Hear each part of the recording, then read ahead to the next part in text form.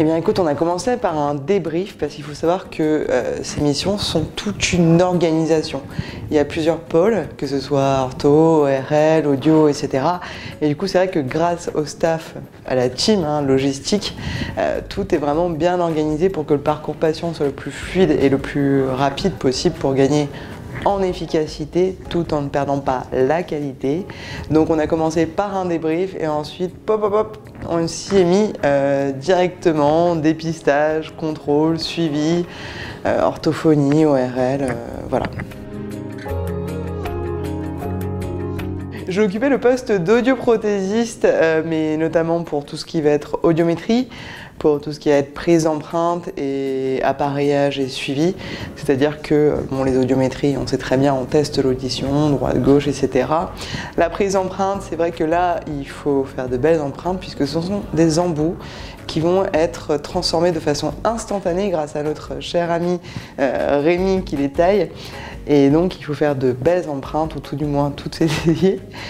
Et ensuite appareillage, donc soit on contrôle les appareils et on les change si jamais, ils sont défectueux, et sinon on va faire des réglages ou des mises en route d'appareillage.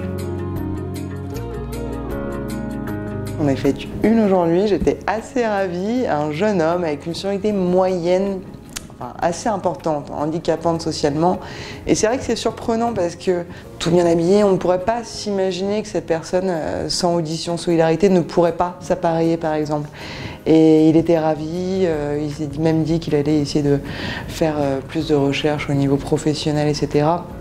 Maintenant qu'il pouvait discuter, donc c'est vrai qu'on voit son petit visage un peu inquiet dans un premier temps, et dès que les appareils s'allument, ça y est, comme son visage qui s'allume, qui s'illumine, si je puis dire. Donc oui, j'ai pu faire une mise en route et c'était que du bonheur. Ah, même si c'est pas moi qui m'en suis occupée, la petite fille qui était venue avec sa BHA, bon là je pense qu'elle a ému tout le monde, clairement. J'ai eu la petite larme, et encore c'est un euphémisme, mais c'est très touchant, oui.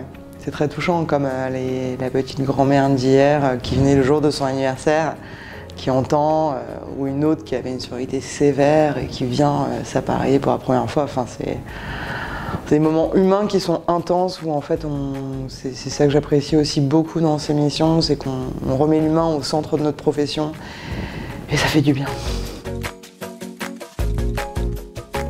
C'est que du bonheur.